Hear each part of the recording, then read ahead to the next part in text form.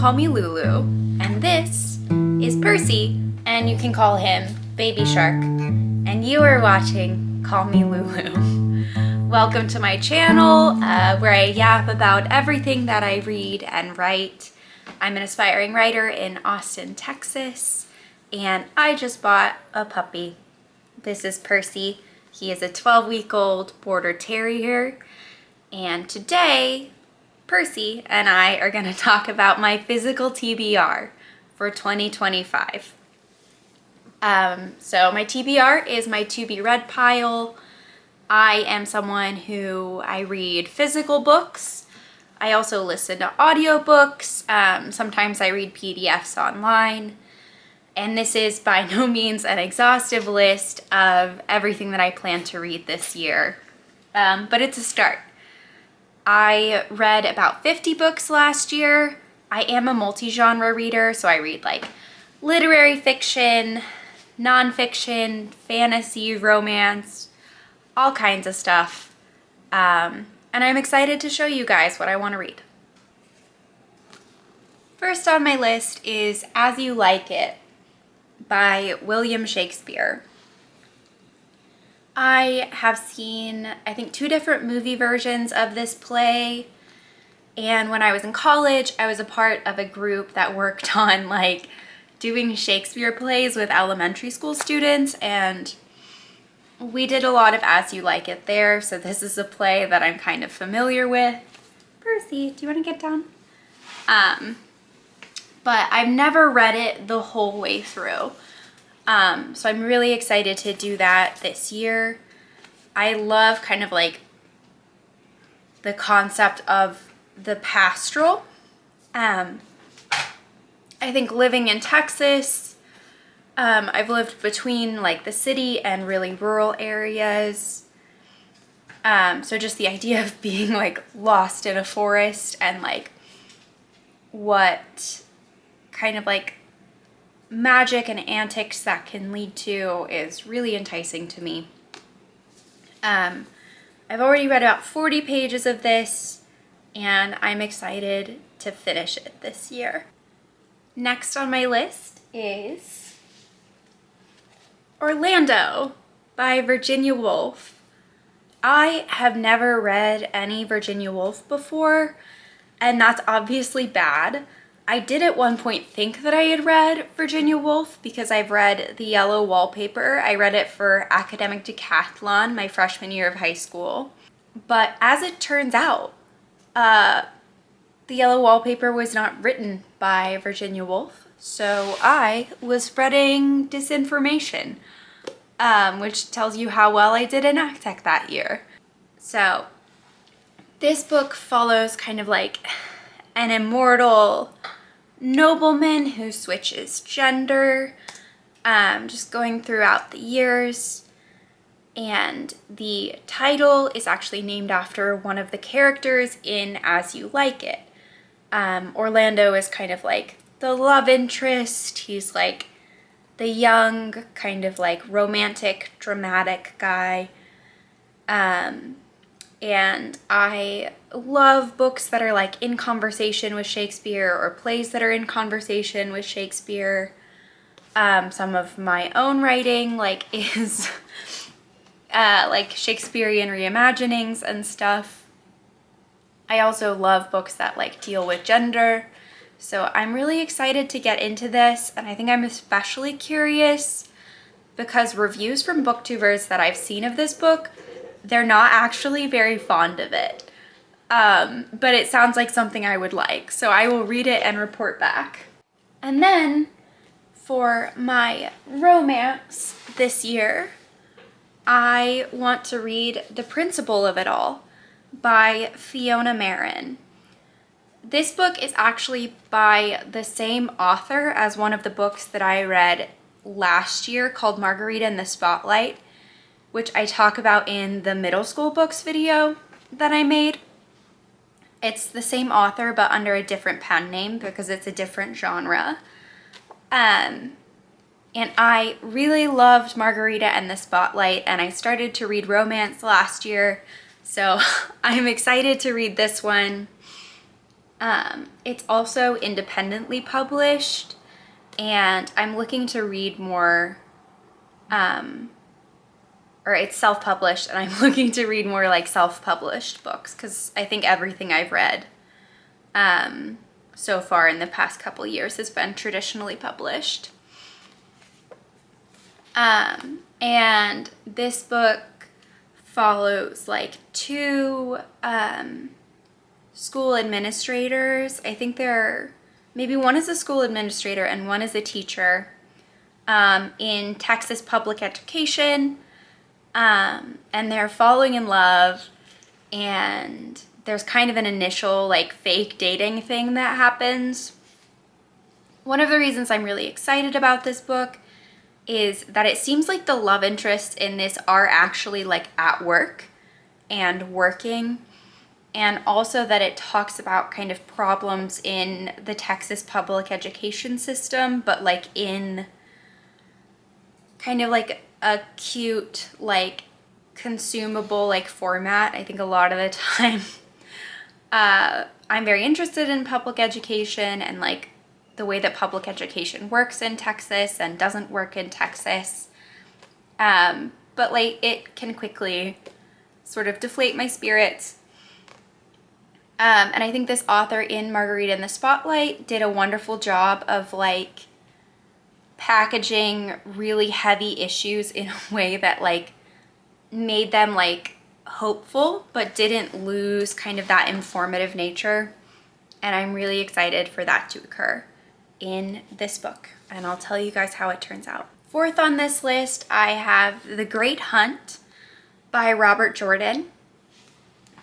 This is the second book in the Wheel of Time series, and I read the first Wheel of Time last year, and I really liked it.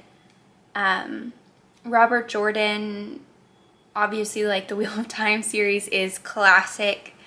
I don't know if anyone's watched like Daniel Green, who is like kind of the biggest fantasy booktuber I know, but he really loves the Wheel of Time series for reasons that are completely understandable. Robert Jordan does a wonderful job crafting cultures and developing characters.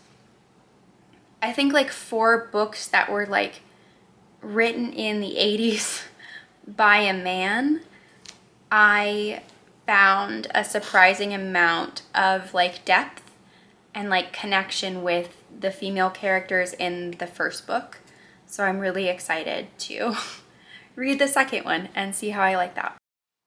And for my first nonfiction book, I want to read The Design of Books by Debbie Byrne. This cover is like so cute. It has little like scribblings and like editor's marks on it. And this book is about the way that books are designed and constructed. And I'm very interested in that. I took a class in the Harry Ransom Center archive when I was in college, where we got to look at like a lot of like codices and manuscripts. We got to look at a Shakespeare first folio. So I'm just like really interested in the way that like information is packaged and like made accessible through books. So I'm excited to learn more about it here. Next on my physical TBR, I have El Aleph by Jorge Luis Borges. I recently read Susanna Clarke's Piranesi, and that draws pretty heavily on the works of Borges. But I'd never read any Borges, and it made me really, really interested in reading this short story collection. I also am going to work on my Spanish this year. I was really, really lucky to have non-biological family members in my family who spoke Spanish like as a native language and who shared that with me when I was little. And I returned that lovely favor by promptly forgetting everything I knew. So I'm working really hard to like get my Spanish back and to acquire more Spanish. And I'm at the point where I can read in Spanish, but it takes a lot of energy for me. But I just thought that this would be a wonderful collection to read in Spanish, to kind of like make my way into Spanish language reading. El Aleph is basically like a small object, I think, that the narrator of one of these stories finds, where you can look through it and see all of these different points in time. And the collection has a bunch of stories in it that are kind of like that, like they're speculative and full of like philosophical insights, and I'm really excited to check this one out. I also want to read Octavia Butler's Parable of the Sower. I have this right now because this is my husband's copy. I think it was originally supposed to be a trilogy, but there are actually 2 that were released before Octavia Butler's death. And my husband read this one and really loved it. I think it did make him really sad, so I'm not excited to kind of like be brought down emotionally, but I know that the prose in this is incredible. I read Octavia Butler's essay, Positive Obsession, in a writing course, and I thought that like her insight on writing craft was wonderful, and I've been excited to read her prose ever since.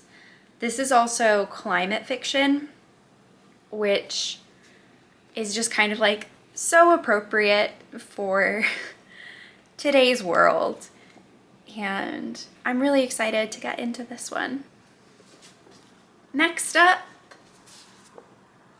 The Thin Place by Catherine Davis.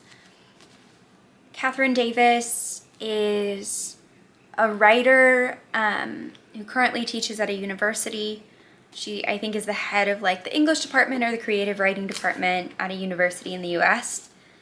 And she was very close friends with my favorite poet, Louise Glick, who sadly passed away in 2023.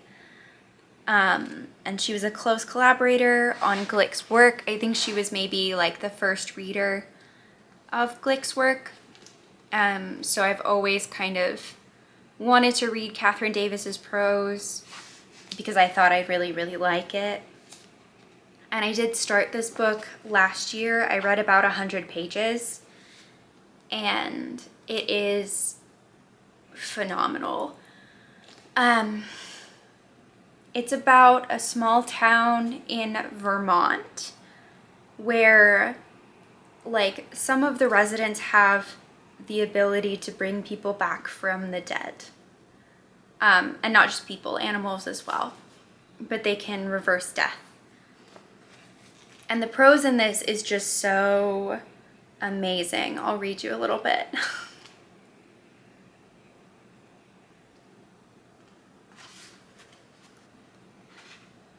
The minds of 12-year-old girls are wound round and round with golden chains, padlocked shut, and the key tossed out the car window on the way to the fast food restaurant. This is probably a good thing, since once what they kept in there isn't always very nice. Human sacrifices, cockeyed sexual adventures, both sadistic and masochistic, also kitties with balls of yarn and puppies chewing on slippers and soft pink babies and disembowelings. Anyway, I think she just does a wonderful job of capturing the antics in this small town, and I am so excited to finish this book this year. And then on kind of the opposite end, I guess this is a little bit literary, but it's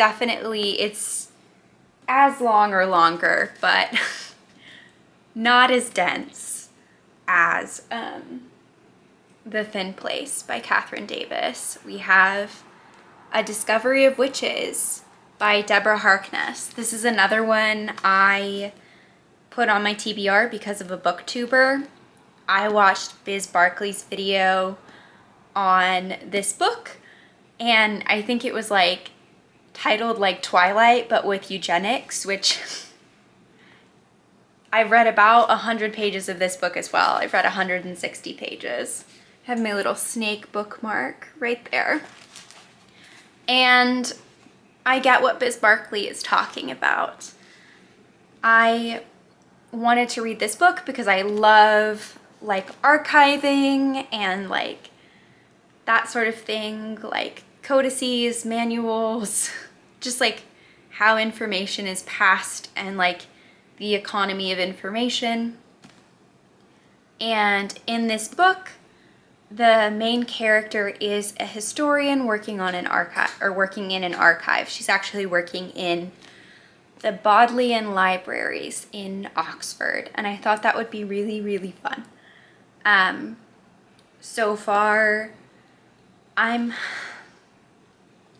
not having like, it's not as like archivy as I thought it would be. Like in Biz Barkley's video, she goes over kind of like the different manuscripts that the manuscripts in this book are based on. And I thought that there was going to be kind of like more description and like explication of like what vellum is and like what an illuminated manuscript is and like how one obtains a manuscript and how one stores a manuscript and like the proper care of archival objects. And that is not so. And that's like probably my fault, because like I don't know why I thought that like a general like kind of like adult fantasy but like kind of new adult fantasy book was gonna contain all of that stuff. Instead, this book is about falling in love with a vampire because it obviously was always going to be about that.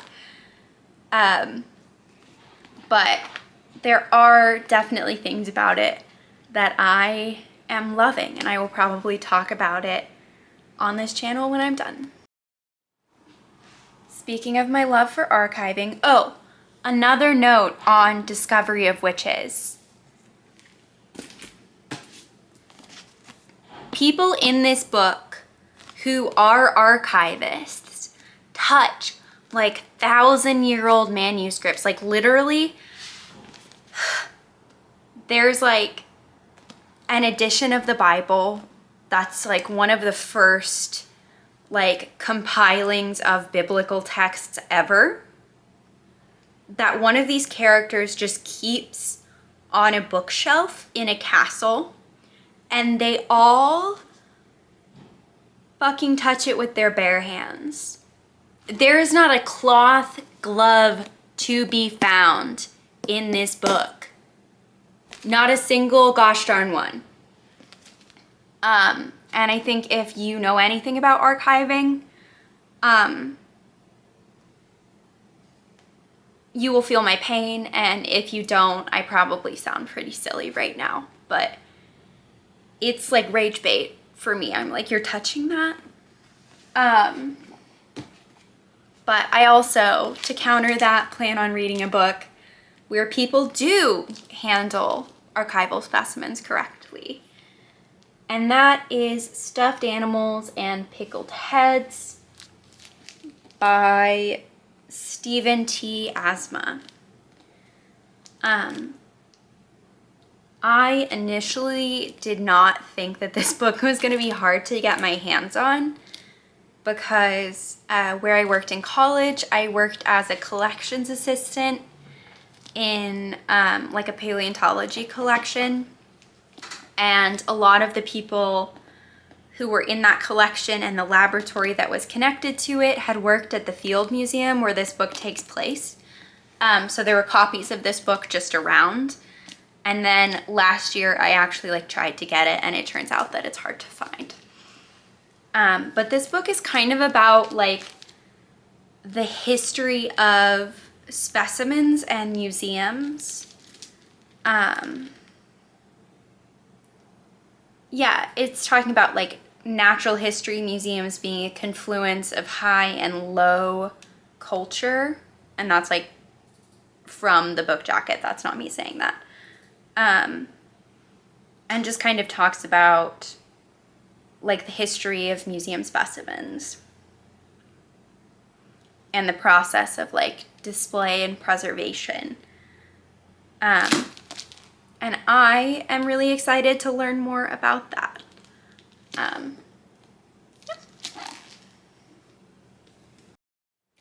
And lastly, we have If We Were Villains by M.L. Rio. And this is a book that's kind of like a Shakespeare reimagining or reworking that also incorporates elements of like Donna Tartt's The Secret History. And it's about a bunch of different like students at a Shakespeare conservatory and the kind of like cutthroat competition between them that like culminates in a murder. And I was excited to read this because of like the Shakespeare reimagining aspect. Like I talked about earlier, that's very up my alley. Some stuff that I'm writing right now is like a Shakespeare reimagining. So I'd be excited to kind of like learn more about that. Hello and welcome to the blank wall of my bedroom. My outro did not save, so I'm refilming it right now, but essentially I really love making videos and I hope you enjoyed this. Thank you so much for watching, and if you would like to subscribe, that would make me very happy and I would be very appreciative. Please have a nice day and stuff. Take care.